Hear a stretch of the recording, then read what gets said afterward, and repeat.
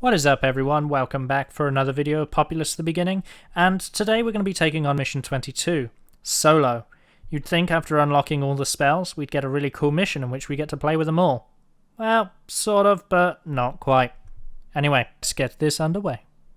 So here we have mission 22, Solo, and as the name implies, we are alone. So the very first thing we're going to do is pray to this obelisk, which is going to give us a nice healthy dose of mana. And that's going to fill up our spells for us. Now, without followers, there's no real way to regenerate the mana, so you have to be very selective about what you do. Of course, the Shaman death here will result in the failure of the mission. It's very possible for that Fire Warrior to immediately hit you into the water. So, I have a very clear idea of what I want to do, and that's seize control of these warriors. And use this control to kill the red tribe. That gives me a boat of 5 people. Now, you don't need 5 people for the boat, but I like to do it that way, and I've personally not found a better way to do that. I'm keeping in mind that I want to save the mana for other unusual ventures.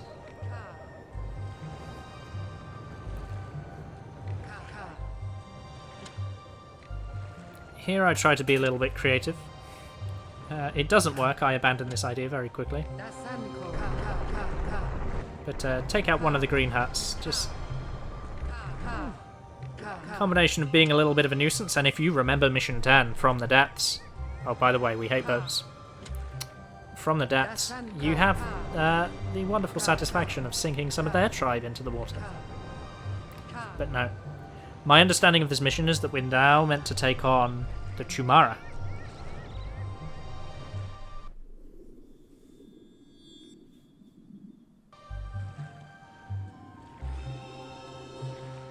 So I land on this little isolated island, and I've got 4 very useful land bridges in which I can seize control of this balloon.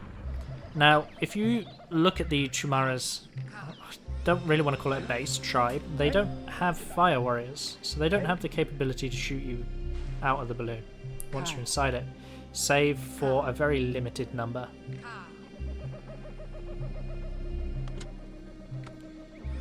Now, I believe this little mount here is hinting that you should cast a volcano, and I take the hint and just work about thinning out their tribe's population. A well-placed volcano will all but destroy all of their huts. But they are, as you can see, they are very heavy on the warrior population, so the amount of warriors that are actually in their tribe is very large. See, I spot the one fire warrior over there and immediately run away.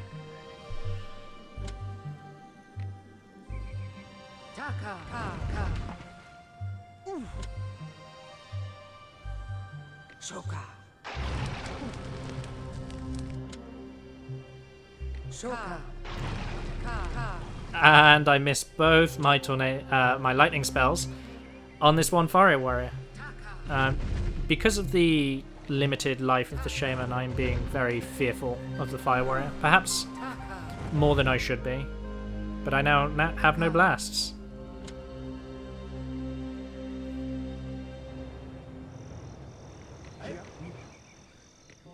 And I decide that perhaps my followers can just take care of this guy.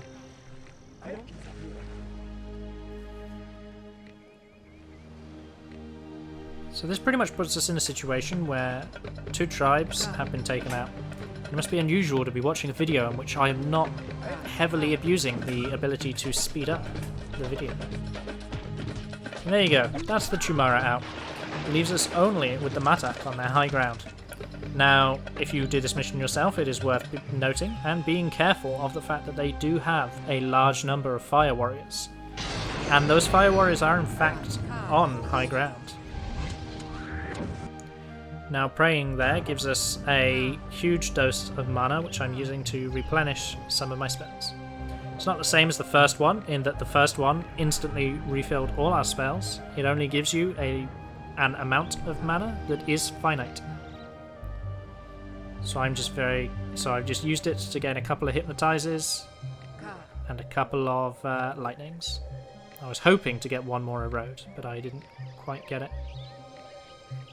You have to be really careful when it comes to jumping out of airships. As you've seen, people can want to jump really far. Like, she practically vaulted out of that balloon to her own demise. I've never seen someone jump out of a balloon to their death, but I wouldn't risk it. And I especially wouldn't risk it on this mission. So the Angel of Death seemed a fitting cast here. It's going to draw some attention. It's going to hopefully thin out the Fire Warrior population. A tactical use of Swamp to thin out the population slightly further. And she converts a single wild man.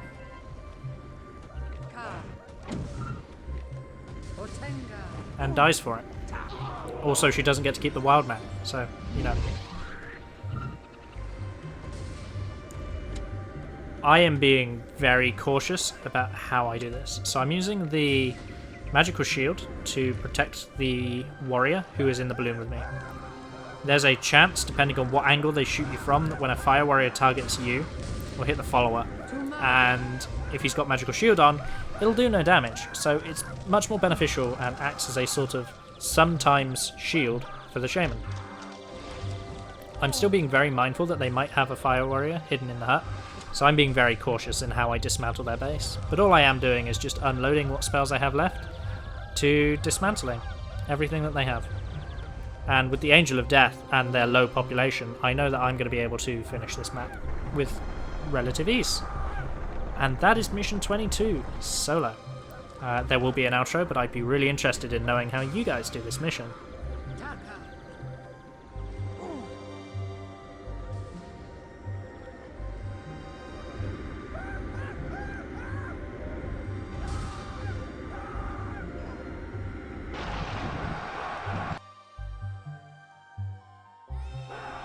That was Mission 22, Solo, and I'm sure there's multiple ways you can complete that mission, and my way is just one of them. As always, let me know in the comments what you like, share the video, subscribe, and if you've got an alternative way of doing this mission, do tell me. Bye for now.